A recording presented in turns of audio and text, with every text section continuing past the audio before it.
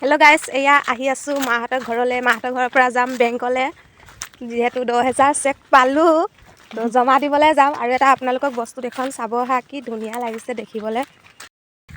এইখিনি কি ফুলি আছে গম পাইছেনে ৰাইজ? এয়া হ'ল ছজিনা ফুল। কাৰ কাৰ ফালে আছে ছজিনা ফুল আৰু কোনে কোনে খাই ভাল পায় জনাবলৈ নাপাহৰিব। মানি থোৱা আছিলে মোৰ ঘৰত।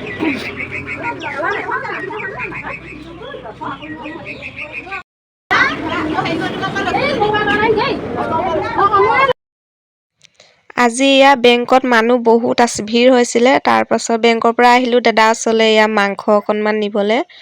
যিটো ল'ৰাই মাংস খাওঁ বুলি কৈ আছিলে, সেইকাৰণে ভাবিলোঁ অকণমান লৈ যাওঁ।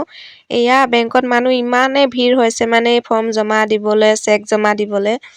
মানুহ ইমান ভিৰ। এনেকৈ এবাৰ ঘূৰি আহিলোঁ বেংকৰ পৰা, আকৌ এবাৰ যাবলগীয়া হ'ল। দুবাৰ গ'লোঁ আমি দুজনে। এয়াই আৰু আজিৰ ভিডিঅ'টো। সেইবোৰ পূৰা লিখা লিখি হৈ আছে। তো আজিলৈ ইমানেই, মই ভিডিঅ' এইকণে বনালোঁ। তো যদি মোৰ ভিডিঅ'টো ভাল পাই চাই, প্লিজ লাইক শ্বেয়াৰ কৰিবলৈ নাপাহৰিব, লগতে ছাবস্ক্ৰাইব কৰি দিব।